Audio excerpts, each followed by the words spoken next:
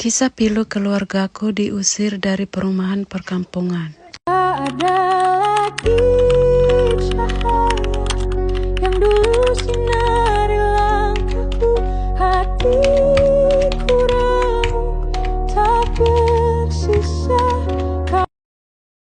Hai semua, kali ini aku mengajak kalian dengerin satu cerita yang paling berat dalam hidupku. Cerita tentang aku dan keluargaku yang harus kehilangan segalanya, diusir dari perumahan perkampungan.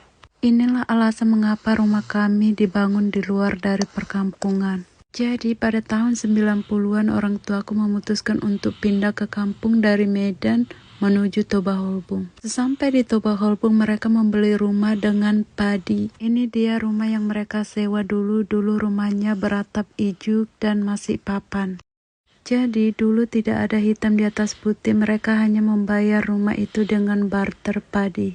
Karena mereka juga masih termasuk keluarga kami, jadi sah-sah aja kami tinggal di rumahnya karena mereka juga pindah ke kota lain. Dan rumah itu juga rumah paling jelek di kampung itu, masih beratap ijuk, lantai tanah dan kayu bolong-bolong dan juga kecil. Dulu hidup kami di perkampungan sangat sederhana tapi penuh kebahagiaan.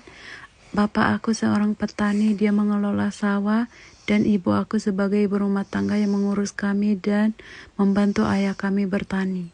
Tapi kebahagiaan itu gak berlangsung lama, hari-hari pahit pun dimulai. Setelah beberapa tahun, tiba-tiba suatu hari ketika kami bekerja di ladang, rumah kami dihancurkan secara paksa, ijuknya dibuka dan isinya dikeluarkan semua, tanpa ada pemberitahuan dari yang bersangkutan. Dan kami yang sedang bekerja di sawah tiba-tiba shock dan langsung buru-buru pulang ke kampung.